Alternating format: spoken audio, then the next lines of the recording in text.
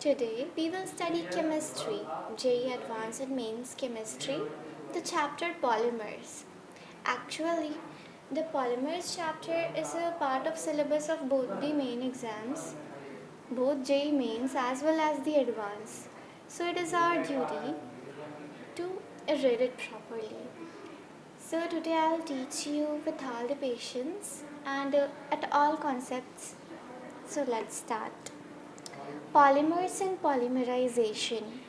A polymer may be defined as a high molecular weight compound formed by the combination of a large number of one or more types of a small molecular weight. Actually, a polymer is considered as a high molecular weight compound, okay, which is combined by a large number of small one or more type of small molecular weights. यानी कि बहुत सारे छोटे छोटे जो होते हैं compounds वो सब मिलकर एक बड़ा सा पॉलीमर बनाते हैं जो जिसका मॉलिक्यूलर वेट बहुत हाई होता है और उन सब का अकेले बहुत बहुत स्मॉल मॉलिक्यूलर वेट होता है. वो जो स्मॉल यूनिट होता है ना हर एक पॉलीमर का वही एक मोनोमर कहलाता है. ओके, पॉलीमराइजेशन को हम केमिकल कॉम्बिनेशन कह सकते हैं एक नंबर ऑफ सिमिलर या डिफरेंट मॉलिक्यूल्स का जिससे हमें लार्ज मॉलिक्यूल्स मिले. ज़रूरी नहीं है कि सिर्फ एक ही मॉलिक्यूल हो जिसके रिपीटेड कॉम्बिनेशन से आपको पॉलीमर मिल रहा है. एक या दो डिफरेंट मॉलिक्यूल्स भी हो सकते हैं. तो पॉलीमराइजेशन एक्चुअली केमिकल कॉम्बिनेशन है कुछ नंबर ऑफ सिमिलर या डिफरेंट मॉलिक्यूल्स का जिससे लार्ज मॉलिक्यूल्स मिल सके. अगर सिंगल टाइप ऑफ मोनोमर से बनाया जाए तो वो एक होमोपॉलीमर बनता है. If the polymer is obtained from only one type of monomer it is called homopolymer.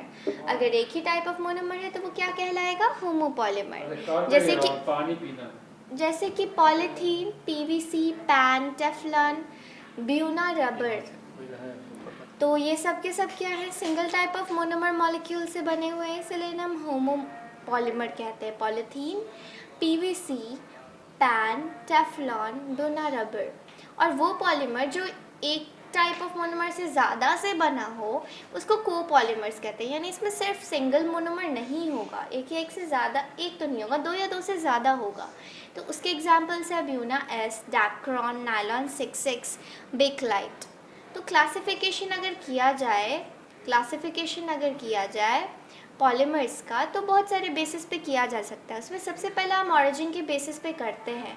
पहला नेचुरल पॉलीमर, दूसरा सेमी सिंथेटिक पॉलीमर और तीसरा सिंथेटिक पॉलीमर. नेचुरल वो जिनका नेचुरल ऑरिजिन हो, प्लांट्स में, एनिमल्स में पाया जाता हो, इन्हें हम बायोपॉलीमर्स भी कहते हैं. जैसे कि प्रोटीन्स हम लोग सब जानते हैं कि वो किससे बने? अल्फा डी ग्लूकोज के रिपीटेड यूनिट से. एक या तो सिंगल चेन या तो एक branch type, amylose and amylopectin. तो वो भी एक पॉलीमर है अमाइनो एसिड्स का. आई एम सॉरी, वो तो या प्रोटीन्स तो पॉलीपेप्टाइड्स बॉन्ड से बने होते हैं अमाइनो एसिड्स से. ओके, नेक्स्ट है पॉलीसैकेराइड्स. स्टार्च एक्चुअली उससे बने होते हैं. स्टार्च भी वैसे एक पॉलीमर ही है, नेचुरल पॉलीमर. सेल्यूलोज बनता है अल्फा डी ग्लूकोज से, प्रोटीन बनता है अमाइनो एसिड से, स्टार्च बनता है अल्फा डी ग्लूकोज के रिपीटेड यूनिट से इन ब्रांच वाइज और इन स्ट्रेट लाइन. तीसरा सेल्यूलोज, तो वो भी स्ट्रेट लाइन में ही होता है लेकिन बीटा डी ग्लूकोज से, बीटा लिंक से बना होता है. पॉलीसैकेराइड्स भी हम लोग जान रहे हैं जिससे बहुत सारे यूनिट्स मिले हमें. तो उसी के तो ये सब एग्जाम्पल्स हैं. मोनोसैकेराइड्स के पॉलीमर्स और रबर्स जिनके बारे में हम आगे पढ़ेंगे वो एक्चुअली आइसोप्रीन के पॉलीमर्स होते हैं. यानी rubber, what is actually rubber? The polymers of isoprene. Isoprene क्या है ये भी आगे पता चलेगा. सिल्क जो हमें ककून से मिलता है, सिल्क वॉर्म से मिलता है. वूल जो हमें शिप देता है. सेल्यूलोज, एंजाइम्स जो हमारे बॉडी के अंदर होते हैं जो रिएक्शंस कंडक्ट करवाते हैं, स्पेसिफिक एंजाइम्स. नेचुरल रबर जो मिलता है और हीमोग्लोबिन भी बहुत सारे अमाइनो एसिड से मिलकर बना है. Actually 574 units of amino acid से. तो ये सब एग्जाम्पल्स हैं नेचुरल पॉलीमर्स के जो नेचुरली एग्जिस्ट कर रहे हैं, इनका नेचुरल ऑरिजिन है और ये प्लांट्स और एनिमल्स में पाए जाते हैं. नेक्स्ट है सेमी सिंथेटिक. एक्चुअली इन्हें नेचर और मैनमेड दोनों का मिला जुला माना जाता है. इनमें सबसे पहला है नाइट्रोसेल्यूलोज. जैसा कि वर्ड हमें दिख रहा है सेल्यूलोज यहाँ पर बायोपॉलीमर है, और नाइट्रो वर्ड ज़रूर किसी नाइट्रोजन के ऑक्साइड की ओर बता रहा होगा, ज़रूर इसमें दोनों का एडिशन हुआ है, तभी हमें ये सेमी सिंथेटिक पॉलीमर मिला है, यानी नाइट्रो सेल्यूलोज एक सेमी सिंथेटिक पॉलीमर है। नेक्स्ट है सेल्यूलोज एसीटेट, यानी आप सेल्यूलोज में एसीटेट लगा दिया गया है, यानी CH3CO, तो सेल्यूलोज एसीटेट भी सेमी सिंथेटिक पॉलीमर है। And the third one is cellulose xanthate, यानी अब सेल्यूलोज में ज़ैंथेट लगा दिया गया है, तो ये भी सेमी सिंथेटिक पॉलीमर्स है। तो अगर हमसे पूछा जाए कि सेमी सिंथेटिक पॉलीमर्स के एग्जांपल्स क्या है, तो वो नाइट्रोसेल्यूलोज होंगे और सेल्यूलोज एसीटेट होंगे और सेल्यूलोज ज़ैंथेट होंगे। And the third but not the last synthetic polymers, इन्हें आर्टिफिशियल पॉलीमर्स भी कहते हैं। इनके एग्जाम्पल पॉलीथीन हो सकते हैं, नाइलॉन हो सकता है, PVC हो सकता है, बेकलाइट हो सकता है, डैक्ट्रॉन हो सकता है। अब ये तो हमने सोर्स के बेसिस पे उसका किया, उसके टाइप्स बताया। अगर सिंथेसिस के बेसिस पे कहा जाए तो दो टाइप्स होते हैं, एक एडिशन पॉलीमर्स और दूसरा होता है क्या, आगे पढ़ेंगे स्टेप चेन पॉलीमर्स, तो वहाँ चलते हैं।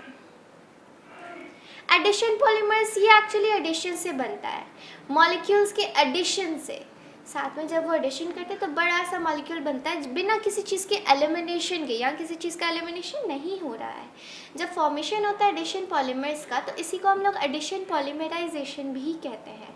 क्या होता है एडिशन पॉलीमर्स, जब पॉलीमर्स एडिशन से बने मॉलिक्यूल्स के, ना ही यहाँ कोई एलिमिनेशन हो, और यही प्रोसेस एडिशन पॉलीमराइजेशन कहलाता है। ओके इसका एक्चुअली पूरा मेथड बताया गया, एग्जाम्पल भी दिया गया, तो पहले एग्जाम्पल पे फोकस करते हैं। ये हमारा इथीन है, हम सब जानते हैं इथीन क्या होता है। जब n यूनिट्स इथीन के पॉलीमराइज करते हैं अकॉर्डिंग टू एडिशन पॉलीमराइजेशन, होता क्या है, ये आप डबल बॉन्ड देख रहे हो, एक डबल बॉन्ड ब्रेक कर जाता है और एक आधा इधर आधा इधर, और बाकी किसी और के ब्रेक से जुड़ जाता है, और इसी तरह n टाइम्स जुड़ता है। जितने मॉलिक्यूल्स होंगे आपके पास उतने टाइम्स जुड़ेगा और बन जाएगा हमारा पॉलीथीन, इथीन से पॉलीथीन। नेक्स्ट है विनाइल क्लोराइड। विनाइल क्लोराइड क्या होता है, यानी इथीन में एक क्लोरीन लगा हुआ, यही विनाइल क्लोराइड होता है। तो यानी CH2 double bond CHCl, this is called vinyl chloride. और जब हम इसका एडिशन पॉलीमराइजेशन करते हैं तो हमें मिलता है पॉलीविनाइल क्लोराइड, जिसको शॉर्ट में हम लोग PVC कहते हैं। यहाँ पे भी डबल बॉन्ड टूटा और आधा आधा इधर चला गया, यानी विनाइल क्लोराइड का जो पॉलीमराइज एडिशन पॉलीमर होगा वो पॉलीविनाइल क्लोराइड होगा। नेक्स्ट है विनाइल साइनाइड, अब क्लोरीन की जगह यहाँ साइनाइड आ जाएगा, तो ये हो जाएगा पॉलीविनाइल साइनाइड। लेकिन इसको दूसरे नाम से भी जाना जाता है, जिसको ऑर्लॉन कहते हैं, यानी पॉलीविनाइल साइनाइड ही ऑर्लॉन कहलाता है। पॉलीविनाइल साइनाइड ही ऑर्लॉन कहलाता है। ओके पॉलीविनाइल साइनाइड ही ऑर्लॉन कहलाता है, पॉलीविनाइल साइनाइड ही ऑर्लॉन कहलाता है। हमें ये याद रखना होगा that polyvinyl cyanide is called Orlon. Next है आइसोप्रीन। मैंने आपसे कहा था कि आइसोप्रीन के बारे में आगे पढ़ना, और इसी से हमें रबर भी मिलता है, तो इसे याद रखना ज़रूरी है। पहले आप ये याद कर लो कि विनाइल साइनाइड से पॉलीविनाइल साइनाइड यानी कि ऑर्लॉन मिलता है। नेक्स्ट है आइसोप्रीन। आइसोप्रीन एक्चुअली 1,3 ब्यूटाडाइईन पे 2 मिथाइल है, यानी 2 मिथाइल 1,3 ब्यूटाडाइईन आइसोप्रीन कहलाता है। आप देख सकते हो यहाँ कार्बन 1 पर डबल बॉन्ड एंड कार्बन 3 पर डबल बॉन्ड, यानी यहाँ 2 पे मिथाइल 1,3 ब्यूटाडाइईन। ठीक है, फिर से मैं लिख रही हूँ, ध्यान दीजिए आप लोग। 1 3 यहाँ 2 मिथाइल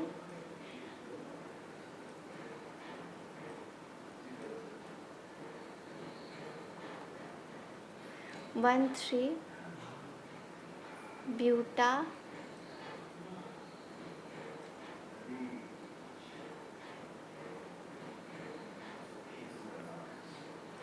डाइईन, तो 2 मिथाइल 1,3 ब्यूटाडाइईन ही हमारा आइसोप्रीन है। तो आइसोप्रीन को जब पॉलीमराइज कराएंगे तो यहाँ पे डबल बॉन्ड होगा, यहाँ पे डबल बॉन्ड ब्रेक कर जाएगा और ब्रेक करके बीच में डबल बॉन्ड का फॉर्मेशन करेगा, बीच में डबल बॉन्ड का फॉर्मेशन करेगा, और यहाँ पे आधा बॉन्ड, यहाँ पे आधा बॉन्ड, और यही एन टाइम्स जोड़कर हमारा नेचुरल रबड़ बनेगा। ओके नेचुरल रबर आप देख सकते हो बीच में डबल बॉन्ड आया इधर इधर, तो कैसे बना, हमें buta 1,3 I mean 2 methyl buta 1,3 dine चाहिए होगा। उसका जब हम एडिशन पॉलीमराइजेशन करेंगे तो हमें नेचुरल रबर मिलेगा, यानी पॉली आइसोप्रीन ही नेचुरल रबर है, ये याद रख लीजिए।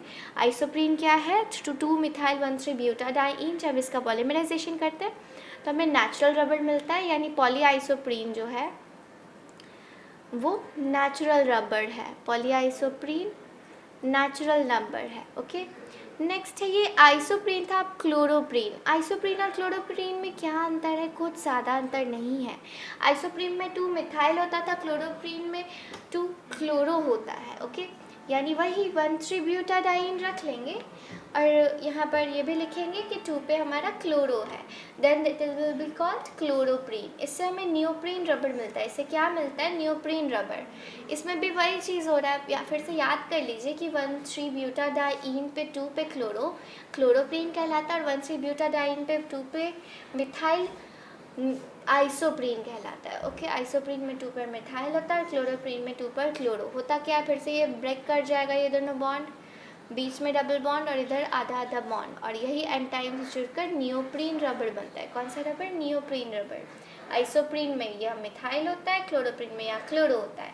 आइसोप्रीन में नेचुरल रबर मिलता है, क्लोरोप्रीन में नियोप्रीन रबर मिलता है। आइसोप्रीन में नेचुरल रबर, क्लोरोप्रीन में नियोप्रीन रबर। नेक्स्ट है हमने स्टायरीन लिया। अब आपको याद हो गया होगा कि आइसोप्रीन कौन है, क्लोरोप्रीन कौन है। अब एक नया कंपाउंड आया है जिसका नाम क्या है, जिसका कंपाउंड है का नाम है स्टायरीन। आखिर ये स्टायरीन है क्या, कुछ ज़्यादा नहीं, बेंजीन में CH डबल बॉन्ड CH2 लगा हुआ है, स्टायरीन कहलाता है। इसको शॉर्टकट में और लिख सकते हो,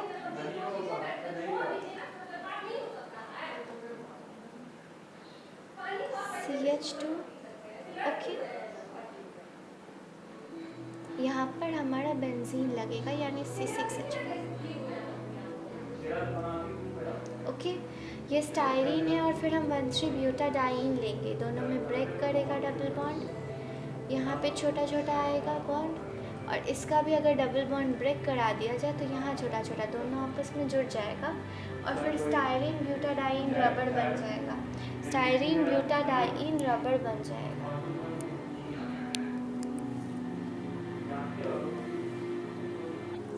देखो ना, ट्राई करो ना।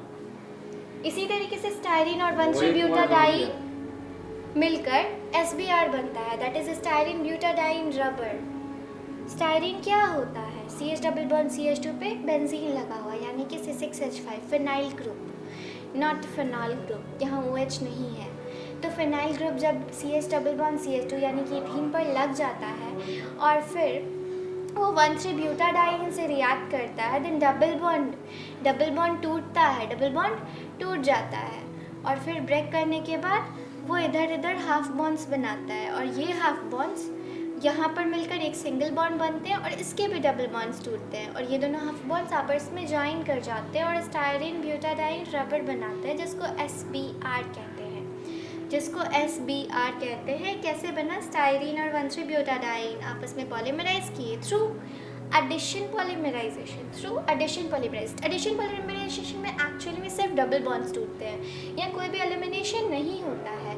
ये बात नहीं है कि होमोपॉलीमर में सिर्फ एडिशन पॉलीमराइजेशन होता है या कोपॉलीमर में होता है, इसमें बस ये फिक्स्ड है कि आपका डबल बॉन्ड टूटा, then it will be a addition polymerisation.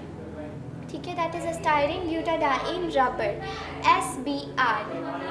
Chloroprene से नियोप्रीन रबर बना, हमने किया था जहाँ 2 पे क्लोरो था, एक 1,3 ब्यूटाडाइन पे। आइसोप्रीन में क्या था, 1,3 ब्यूटाडाइन पे मिथाइल ग्रुप था, और उससे हमें नेचुरल रबर मिला था, लेकिन हमें क्लोरोप्रीन से नियोप्रीन रबर मिला। ये था हमारा एडिशन पॉलीमर्स। नेक्स्ट आता है कंडेंसेशन पॉलीमराइजेशन। एडिशन पॉलीमर्स में सिर्फ बॉन्ड्स का टूटना होता है, कंडेंसेशन पॉलीमराइजेशन में क्या होता है ये अब हम लोग देखेंगे। Condensation polymers are formed by the combination of monomers with the elimination of simple molecules such as water or alcohol. Condensation polymers actually monomers की कॉम्बिनेशन से बनता है, जिसमें सिंपल मॉलिक्यूल्स का एलिमिनेशन होता है, जैसे कि वाटर या फिर अल्कोहल। एलिमिनेशन होगा तो वो एक कंडेंसेशन पॉलीमर होगा। ये प्रोसेस ही कंडेंसेशन पॉलीमराइजेशन कहलाता है। ओके, प्रोटीन्स, स्टार्च, सेल्यूलोज, ये सब नेचुरल कंडेंसेशन पॉलीमर्स है, क्योंकि ये सब ऑक्साइड लिंकेज यानी ग्लाइकोसिडिक लिंकेज से कनेक्टेड है, यानी बीच में O है, दैट इज़ इनमें से H2O का एलिमिनेशन हुआ है। हमने सबका स्ट्रक्चर देखा था पिछले चैप्टर बायोमॉलिक्यूल्स में, प्रोटीन्स में, चाहे स्टार्च में या सेल्यूलोज में, सब में एलिमिनेशन हुआ है। That's why natural condensation polymers है, नेचर से बना है। द मेन सिंथेटिक पॉलीमर्स अगर देखे जाए कंडेंसेशन टाइप्स के, तो वो पॉलीस्टर्स होंगे। पॉलीस्टर्स यानी टेरेलिन या डैक्रोन या पॉलीअमाइड्स। अभी आप इसके बारे में अच्छे से नहीं जानते हो, आगे आपको मैं रिएक्शन करवा के बताऊंगी। टेरेलिन क्या है, डैक्रोन क्या है, पॉलीअमाइड्स। जब बहुत सारे अमाइड्स हो तो हम पॉलीअमाइड्स कहते हैं, यानी नायलॉन 6,6 नायलॉन 6,6 होता है, नायलॉन 2,6 होता है, और भी नायलॉन्स होते हैं, मैं आपको बताऊंगी। कंडेंसेशन पॉलीमर्स पे एलिमिनेशन होता है, that should be kept in mind. Next, the classification based upon mechanism के बेसिस पर भी हम लोग क्लासिफिकेशन कहते हैं, और ये मेन है एक्चुअली मेरे हिसाब से, और जे एडवांस में इससे क्वेश्चंस आते हैं, आप याद रखो। Chain growth polymerisation, these polymers are formed by the successive addition of monomer units to the growing chain having a reactive intermediate. Chain growth polymerisation, ये पॉलीमर्स तब बनते हैं जब सक्सेसिव एडिशन हो। एक बार में पूरा एडिशन नहीं होता है, इनमें बार बार एडिशन होता है मोनोमर यूनिट्स का। उस ग्रोइंग चेन में धीरे धीरे चेन ग्रो करता है, जिसका रिएक्टिव इंटरमीडिएट होता होगा, जैसे कि कोई फ्री रेडिकल या कार्बोकटायन या carbon ion. Chain growth polymerisation एक इम्पॉर्टेंट रिएक्शन है अल्कीन्स और कंजुगेटेड डाइईन्स का। ओके, कंजुगेटेड डाइईन्स हो या अल्कीन्स हो, का एक important reaction chain growth polymerisation है। चेन ग्रोथ में बारी बारी से ऐड होता चला जाता है उस ग्रोइंग चेन में, जिसका एक रिएक्टिव इंटरमीडिएट होता होगा, जैसे कि कोई फ्री रेडिकल, कार्बोकटायन या कार्बन आयन। कहा जाता है कि polythene, polypropylene, Teflon,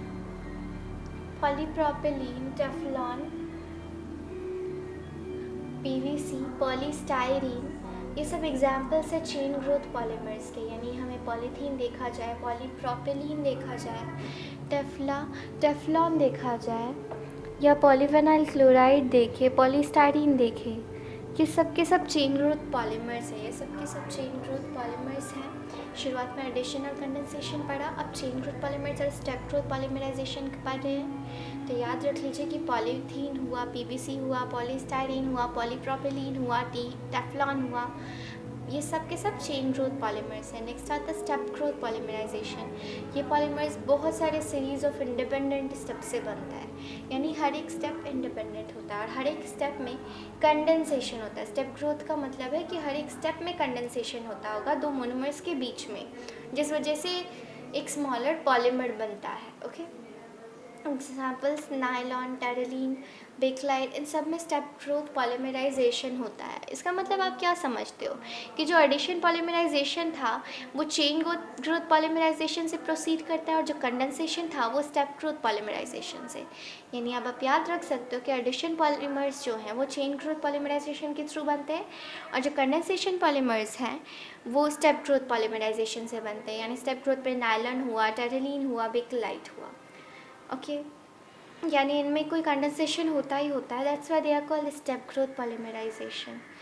next, structure के बेसिस पे भी अगर आप बांटना चाहें तो क्या कह सकते हो, दो टाइप्स कह सकते हैं, या तो लीनियर पॉलीमर्स या तो 3 डायमेंशनल पॉलीमर्स। लीनियर क्या है, लंबे लंबे चेन्स हुआ एटम्स के अलॉन्ग वन, उन्हें 1 डायमेंशनल पॉलीमर्स भी कहते हैं, यानी लंबे लंबे चेन एटम्स के, और इन्हें हम 1 डायमेंशनल पॉलीमर्स भी कहते हैं, जैसे कि पॉलीइथिलीन, पीवीसी, नायलॉन, पॉलीस्टर, लंबे चेन्स हैं।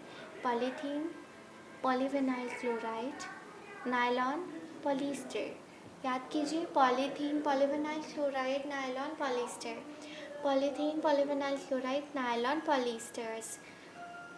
पॉलीथीन जो हमने इथीन से बनाया, पॉलीविनाइल क्लोराइड जो विनाइल क्लोराइड से बनाया, और नायलॉन अभी आगे पढ़ना आप लोग को, और पॉलीस्टर जो ईस्टर्स बनते हैं वो। ओके, पॉलीविनाइल क्लोराइड क्या होता था, जिसमें CH2 डबल बॉन्ड CHCl होता था। नेक्स्ट है 3 डायमेंशनल, जिसमें पॉलीमर्स जो हैं उनके एक्सचेंज जो है वो क्रॉस लिंक्ड हो एक 3 डायमेंशनल नेटवर्क देने के लिए। तो ये बेकेलाइट है, और इसे हम वल्कनाइज्ड रबर भी इसमें आता है, जिसके बारे में अभी आप लोगों को बताया नहीं गया। उसमें सल्फाइड लिंकेजेस आ जाते हैं, तो वो आगे होगा। 3 डायमेंशनल पॉलीमर्स में बेकेलाइट यहाँ दिया गया है, जहाँ क्रॉस लिंक्ड हो चेन्स एक 3 डायमेंशनल नेटवर्क देने के लिए। ये तो स्ट्रक्चर के बेसिस पर अब मैंने बताया है। नेक्स्ट आता है उनके मॉलिक्यूलर फोर्सेस के बेसिस पर। सबसे पहले इलास्टोमर्स। इलास्टोमर्स वैसे पॉलीमर्स जिनमें बहुत ही weak intermolecular forces of attraction होते हैं उनके पॉलीमर चेन्स में, यानी उनके बीच का जो फोर्सेस ऑफ अट्रैक्शन है बहुत ही वीक होगा इलास्टोमर्स का। इनमें इलास्टिक कैरेक्टर होगा, और जो वल्कनाइज्ड रबर है बहुत अच्छा एग्जांपल है इलास्टोमर का। आप रबर जो यूज़ करते हो इरेजर्स पेंसिल मिटाने के लिए, वो एक्चुअली वल्कनाइज्ड रबर है, जो इलास्टोमर का बहुत अच्छा एग्जाम्पल है। आप देख सकते हो कि उसका इंटरमॉलिक्यूलर फोर्स कितना वीक है, आप उसे इजीली तोड़ सकते हो। उसमें एक इलास्टिक कैरेक्टर है, that's what is called elastomers. Elastomers का एक एग्जाम्पल वल्कनाइज्ड रबर, इलास्टोमर्स का एक example vulcanised rubber. Okay, next आता है फाइबर्स। ये तो आपने इलास्टोमर्स पढ़ा। फाइबर्स क्या होता है? ये वैसे पॉलीमर्स होते हैं जिनमें बहुत स्ट्रॉन्ग इंटरमॉलिक्यूलर फोर्सेस हो, क्योंकि उनके बीच में हाइड्रोजन बॉन्डिंग होते होंगे। तो इसके क्या एग्जांपल्स हैं? तो फाइबर्स जो होते हैं वो वैसे जिनका इंटरमॉलिक्यूलर फोर्स बहुत स्ट्रॉन्ग हो हाइड्रोजन बॉन्डिंग के कारण।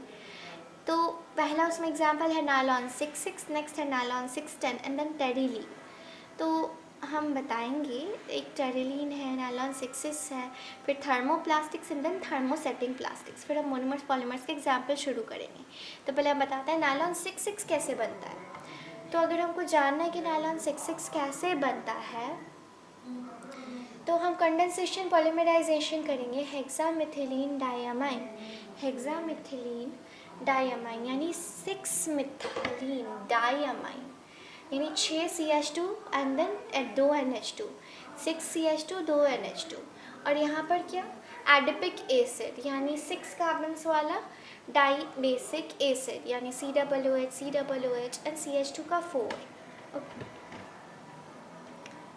तो ये हमारा नायलॉन 6,6 बनाएगा, हाई प्रेशर पर बनता है। कंडेंसेशन पॉलीमर है किसका, हेक्सामिथिलीन डायमाइन एंड और क्या है और है एडिपिक एसिड, जो एक्चुअली 6 कार्बन डाइबेसिक एसिड है, यानी हेक्सामिथिलीन डायमाइन एंड एडिपिक एसिड के कंडेंसेशन पॉलीमराइजेशन से हमें नायलॉन 6,6 मिलता है। अब आप सोचोगे इसका नायलॉन 6,6 क्यों पड़ा, क्योंकि पहली बार जो पहला जो हेक्सामिथिलीन डायमाइन इसमें 6 कार्बन एटम्स, और जो हमारा एडिपिक एसिड है इसमें भी 6 कार्बन एटम्स, तो हो गया ना 6 कार्बन एटम्स, तो इसलिए इसका नाम नायलॉन 6,6 पड़ा। अब जब इसका कंडेंसेशन पॉलीमराइजेशन हम लोग करवाएंगे तो ये OH और इसका H कैंसिल आउट हो, H2O निकल जाएगा, और ये CONH यानी एक अमाइड लिंकेज बनेगा। कैसा linkage, amide linkage. That's why हम नायलॉन्स को पॉलीअमाइड्स भी कहते हैं, इसलिए इस तरीके से नायलॉन 6,6 बना। अब आप सोचोगे नायलॉन 6,10 कैसे बनता है, तो इसमें भी हेक्सामिथिलीन डायमाइन होता है, लेकिन साथ में सेबासिक एसिड होता है 10 कार्बन्स वाला सेबासिक एसिड, जो हमें नायलॉन 6,10 बना कर देता है, जो हमें नायलॉन 6,10 बना कर देता है, जो कि सेबासिक एसिड है 10 कार्बन्स वाला। Okay, this is nylon 6,10 and the last one terylene. Terylene को हम डैक्रॉन, टेरॉन, क्रॉनर, माइलर, इतने सारे नाम है टेरिलीन के। कैसे बनता है ये भी देख लेते हैं हम लोग। ये एक पॉलीस्टर फाइबर है, पॉलीस्टर है, ईस्टर है, रिमेंबर ये अमाइड नहीं है, फाइबर है, लेकिन क्योंकि बहुत स्ट्रांग बॉन्ड से, क्योंकि इसमें टेराथैलिक एसिड का इथिलीन ग्लाइकॉल के साथ क्या हो रहा है, कंडेंसेशन पॉलीमर हो रहा है। ओके, स्टेरिफिकेशन हो रहा है टेराथैलिक एसिड का इथिलीन ग्लाइकॉल के साथ। आप लोगों ने स्टेरिफिकेशन पढ़ा है, जिसमें एक हाइड्रोक्साइड के साथ एक एसिड का हो, तो आज देख लीजिए, डाईमिथाइल टेराथैलेट, डाईमिथाइल टेराथैलेट ये हमारा जो है, और ये हमारा ग्लाइकॉल है, तो क्या मिला, डाई ग्लाइकॉल टेराथैलेट, और फिर उसके बाद टेरिलीन डाइथैलिक एसिड, टेराथैलिक एसिड, यानी अगर टेराथैलिक एसिड का बात कर रहे हैं तो ये COOH COOH होता है, और अगर हम ग्लाइकोल का बात करते हैं तो ये OH और इसका H जो है ये चला जाएगा और यहाँ CH2 रह जाएगा। यहाँ पे एक्चुअली कुछ गड़बड़ बताया गया है, मैं आपको सही सही बताती हूँ होता क्या है। जब टेराथैलिक एसिड इथिलीन ग्लाइकोल से रिएक्ट करता है, ये नहीं होगा, सिर्फ H।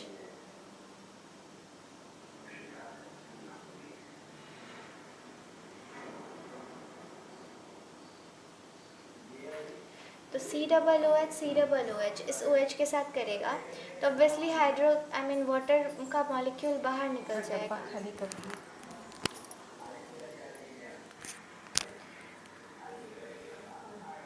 तो इसी तरीके से डाईमिथाइल टेट्राथैलेट ग्लाइकोल के साथ डाईग्लाइकोल टेट्राथैलेट बनाता है, ठीक है। तो इसी तरीके से हमारा क्या बनता है, टेरेलीन। तो आज के लिए इतना ही, आगे हम नेक्स्ट क्लास में पढ़ेंगे। पॉलीमर्स एक बहुत इंपॉर्टेंट चैप्टर है। और अगर आप हमारा वीडियो अच्छा लगे तो इसको लाइक कीजिए, शेयर कीजिए, कमेंट कीजिए और हमारे चैनल को सब्सक्राइब करना मत भूलिएगा। Thank you.